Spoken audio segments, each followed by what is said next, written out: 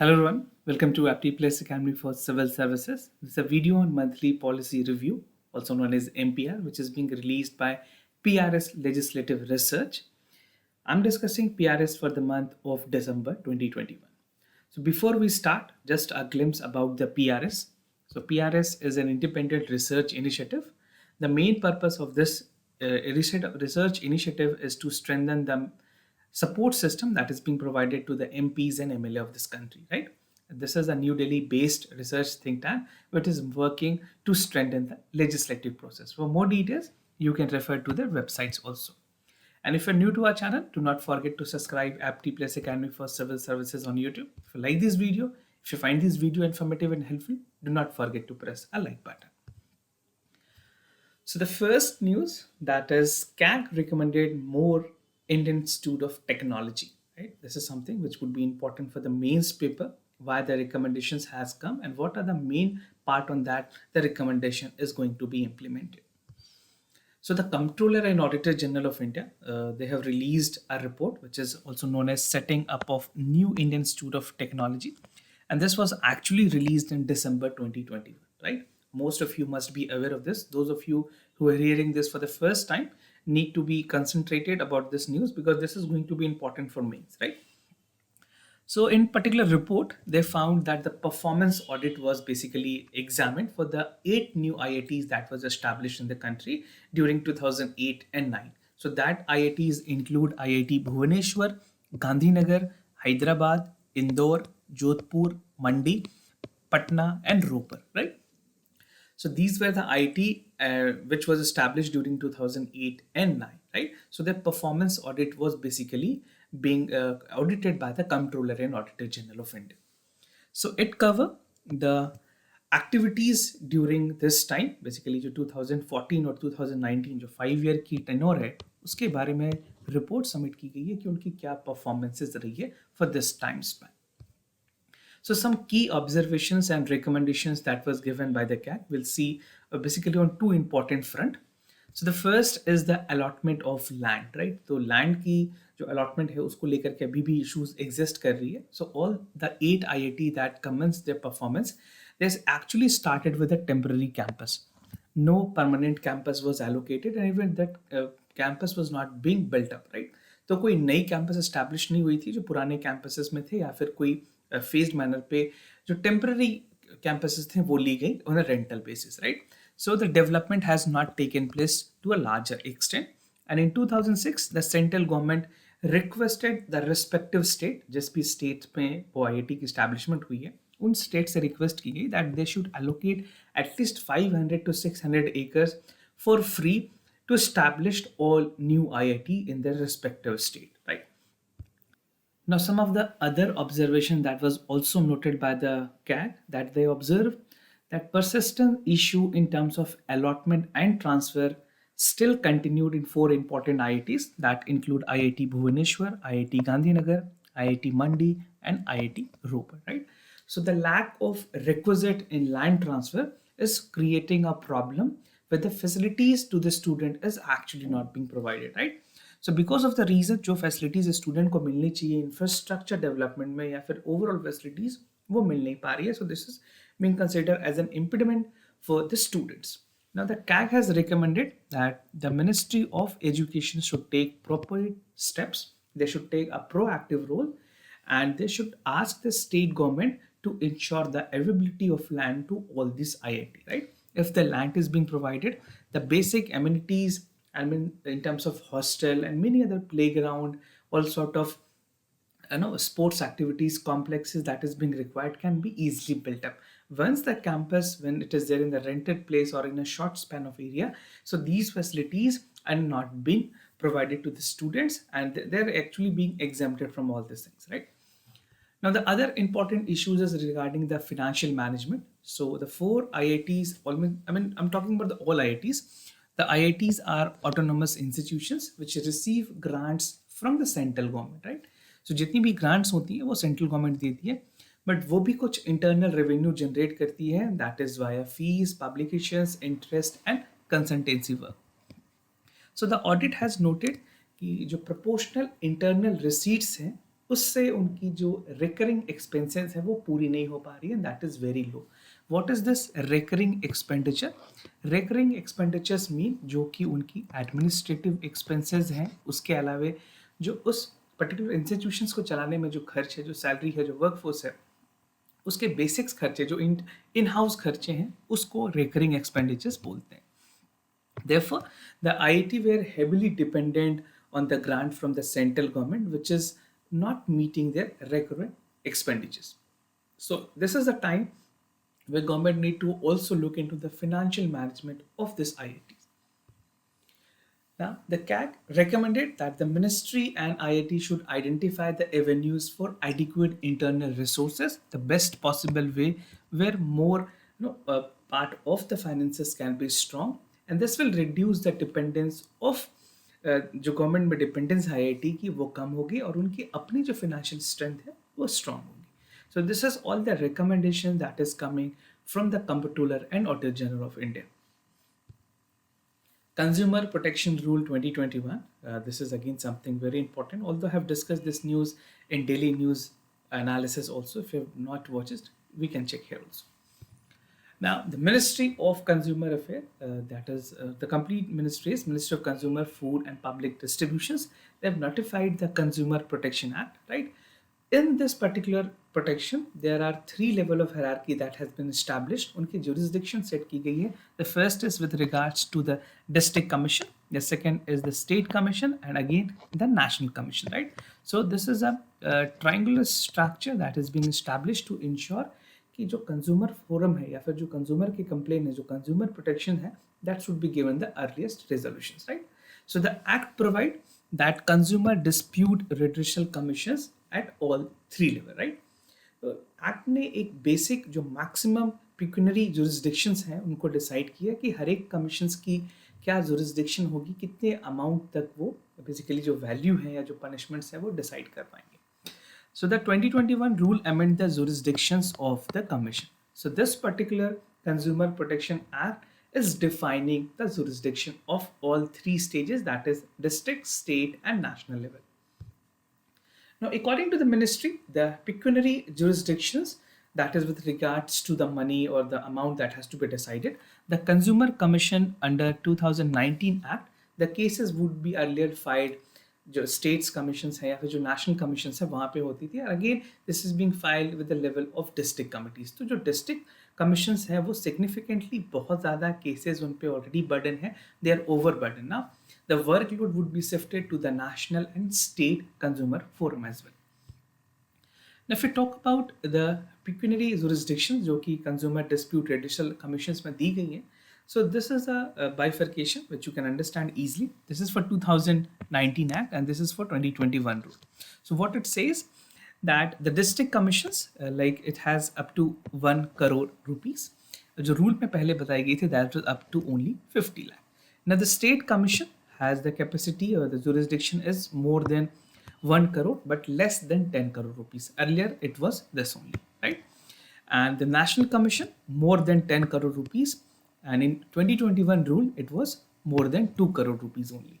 So this is a major difference in terms of pecuniary jurisdiction of the Consumer Dispute Redressal Commission. Moving to the other news, that is 2 new COVID vaccine and first antiviral drug for the COVID-19. The DCGI, that is Drug Controller General of India, they have recently granted emergency use authorizations for 2 vaccine. These 2 vaccine is named as Covovax and the other is Covovax. ये 2 vaccines हैं और एक antiviral drug approve की गई है for emergency use authorization. The name of that particular drug is Molnupiravir, right? So this is drug and these 2 are the vaccine. So if you talk about the Covovax, this is developed by Biological E Limited, which is in support with the Department of Biotechnology. Government of India support करी इनको. The other is Covovax. This is produced by Serum Institute of India, which has developed Covishield, जिन्होंने Covishield बनाया under the license of Novavax. Now, apart from this, 6 I mean जो अभी 2 approval मिली, उसके अलावा 6 ऐसी vaccines हैं जो कि टोटली अभी फुल फ्लेज्ड अप्रूवल पे हैं. द फर्स्ट इज कोविशील्ड, उसके बाद कोवैक्सीन, स्पुतनिक वी, mRNA 1273, जिसको मॉडर्ना वैक्सीन भी कहते हैं, Janssen and Zycov-D. So these are the vaccines that was approved by the Drug Control General of India, and these vaccine may be administered to all person who is above 18. So 18 plus लोगों के लिए allowed है. Now one things to be noted, जो Covaxin है वो recently जो children 15 plus के हैं उनके लिए भी approval मिली है. Now it was given emergency use authorization for child between 12 to 18 also, but still government is waiting for the substantial result to come. Then only this age group would be covered. If we talk about molnupiravir, this is an antiviral drug which was produced by Merck. और ये ऐसी drug है जो कि पहले influenza की treatment में भी आती थी use, right. So this is not for the first, this is already being used for the influenza, and it will be manufactured by 13 important companies that can manufacture it. And this is the first antiviral drug of the COVID-19 that has to be granted approval in the country. Now, PCA framework के बारे में काफ़ी चीज़ें important है for your mains paper also. So RBI has released the PCA framework for the NBFCs.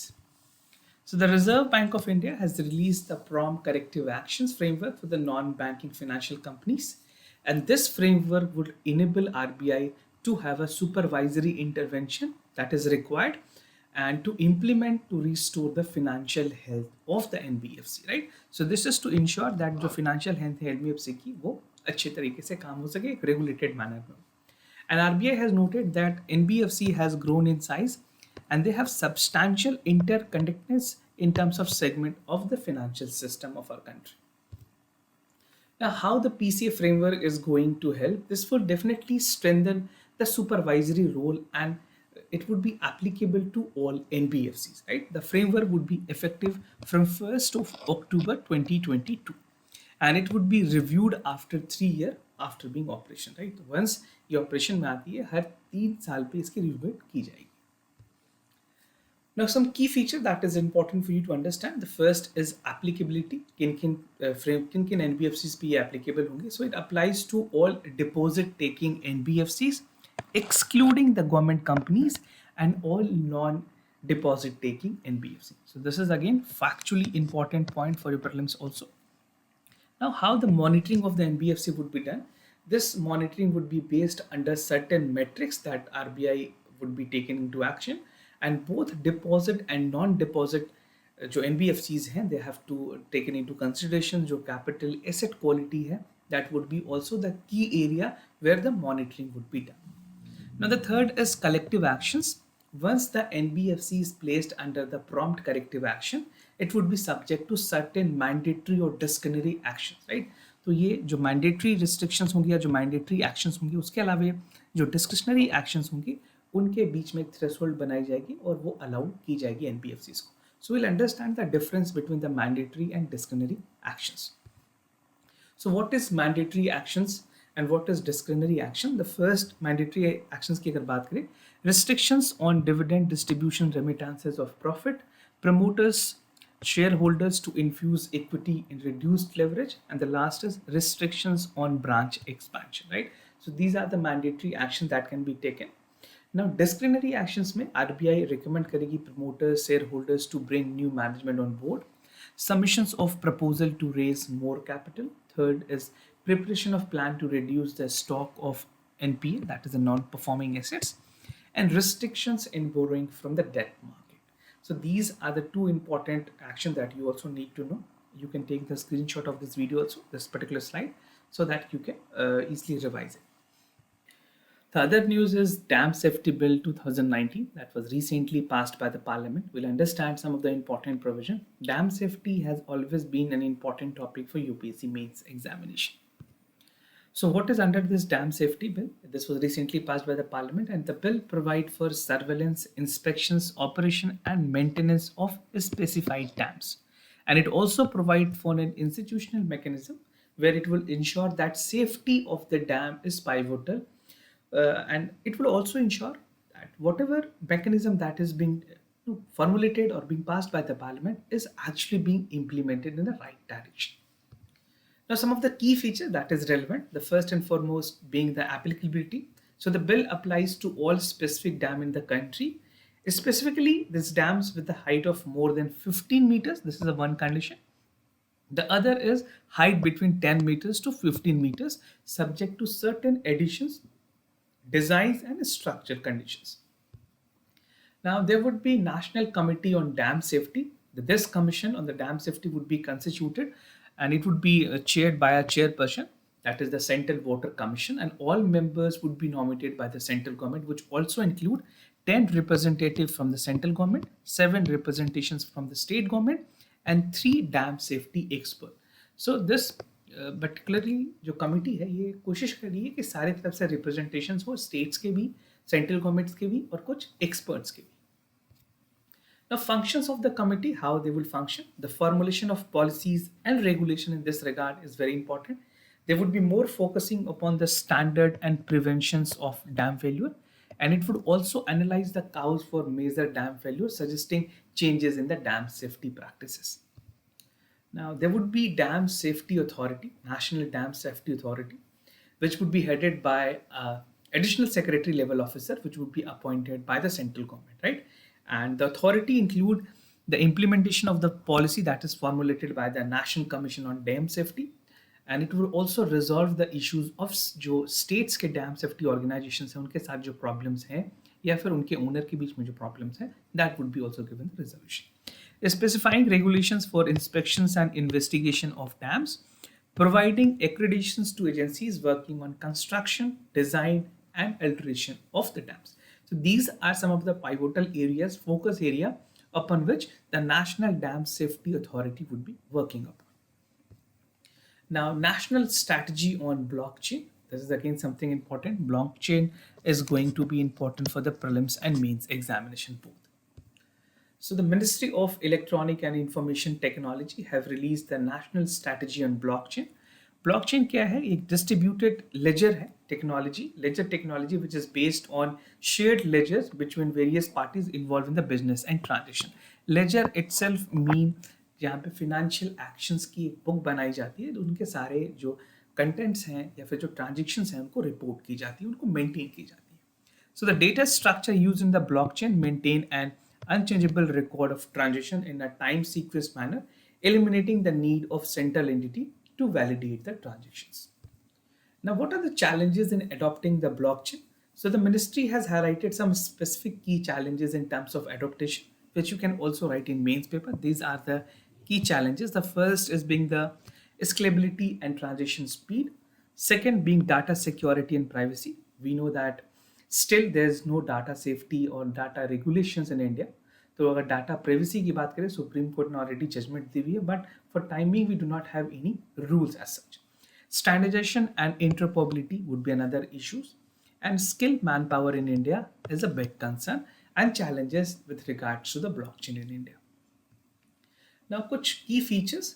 First would be the national level blockchain framework. This strategy proposes to create a national level blockchain framework. यहाँ पे infrastructure hosting blockchain platform create की जाएंगी across multiple zone in the country. And this strategy proposes for creation of infrastructure for the blockchain, जो एक national resources होगी, and it will also recommend offering the blockchain as a services, right? The strategy proposes to evolve indigenous technology stacks, जो कि API के interfaces को भी देखेगी, that is the Open Applications Processing Interface.